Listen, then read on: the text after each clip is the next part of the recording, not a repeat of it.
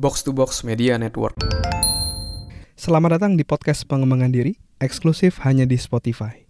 Podcast ini akan bantu kamu untuk mengatasi kegalauan di usia muda, sukses di usia muda, dan yang pasti terus bertumbuh setiap harinya.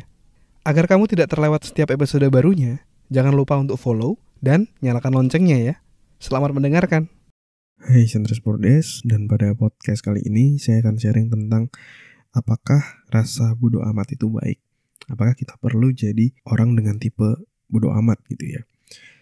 Nah ini saya menjawab pertanyaan yang masuk dari Nurjanah Mustafa, yang masuk dari webinar sebelumnya ya, namun belum sempat terjawab di webinar. Jadi dia bertanya seperti ini. Izin bertanya, gimana caranya jadi orang yang bodo amat tanpa merasa bersalah?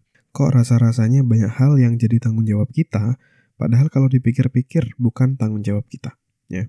Jadi yang saya tangkap dari pertanyaan ini adalah Nurjanah peduli gitu ya sama suatu tanggung jawab yang seharusnya dilakukan oleh orang lain, tetapi orang lain tadi justru kok rasanya cuek gitu ya, tidak peduli, tapi Nurjanah ada perasaan bahwa itu adalah hal yang penting kayak gitu ya.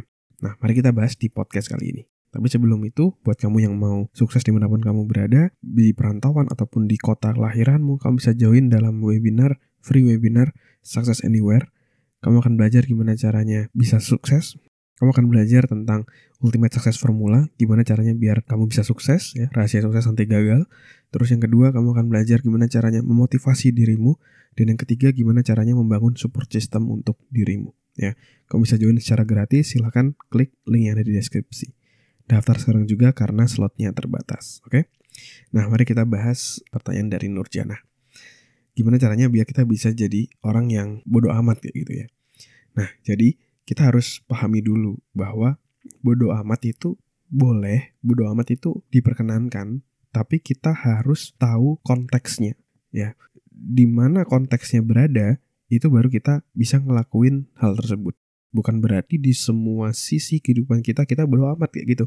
Misalnya contoh, kalau kamu dalam konteks misalnya ada orang yang mau menjatuhkan dirimu, yang misalnya mengejek dirimu, yang gak pingin melihat kamu sukses, ya udah, kamu harus bodo amat gitu. Kamu gak peduli sama apa yang dia omongin, karena emang niatnya seperti itu. Tapi kalau konteksnya misalnya ada orang yang memberikan saran untuk dirimu, untuk perkembangan dirimu, tapi kamu tidak mau mendengarkan, nah itu kamu gak boleh bodo amat di situ. Kamu harus mau untuk mendengarkan, karena itu untuk kepentinganmu, untuk pertumbuhan dirimu, seperti itu. Nah, terus kalau misalnya dari case-nya Nurjanah, ketika ada tanggung jawab lain, tapi kita mau merasa bodo amat sama tanggung jawab itu seperti apa? Nah, jadi yang bagus adalah Nurjanah di sini punya satu rasa kepedulian kepada salah satu tanggung jawab yang seharusnya dilakukan oleh orang lain, tapi tidak dilakukan. Nah, untuk bisa mengatasi hal tersebut, jangan sampai kita yang turun untuk mengerjakan hal tersebut. Nanti justru orang lain tersebut malah tidak mau ngelakuin lagi. Udah dilakuin sama dia, udahlah saya gak usah ngelakuin. Malah mikirnya kayak gitu. Malah akhirnya kita semua yang ngerjain, padahal kan resource kita kan terbatas gitu. Nah maka dari itu, yang bisa dilakukan adalah kamu bisa memberikan feedback kepada orang tersebut bahwa dia harus melakukan itu dan kenapa itu penting. Sehingga dia bisa melakukan tanggung jawab tersebut sampai selesai dan kamu tidak overlap, malah justru mengerjakan tanggung jawab dia. Ya. Jadi kuncinya adalah kalau mau bodo amat itu boleh, tapi harus tahu konteksnya. Selama itu dari orang lain yang niatnya buruk, kamu harus bodo amat. Atau misalnya contoh ada gosip-gosip tertentu atau berita-berita dari artis-artis yang segala macam, nah itu kamu bodo amat ya nggak apa-apa karena itu nggak ada hubungannya sama kamu.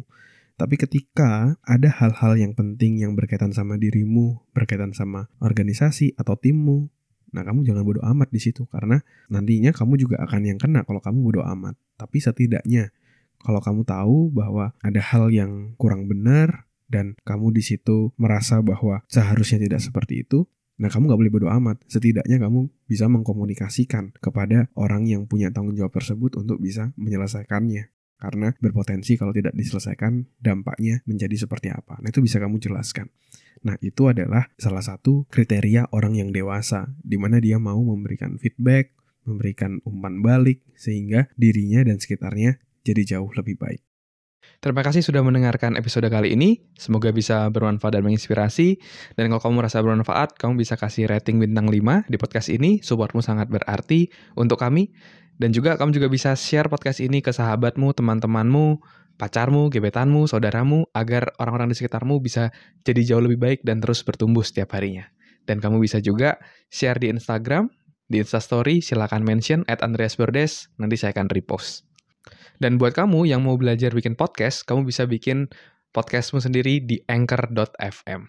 Buat kamu yang mau belajar cara detailnya, dari gimana menentukan tema podcast, gimana cara upload podcast di anchor.fm, sampai gimana agar kamu bisa konsisten bikin podcast, kamu silakan cek konten eksklusifnya, tutorial yang sudah saya buat, silakan klik link yang ada di deskripsi. Terima kasih semuanya. Never stop learning, because life never stop teaching.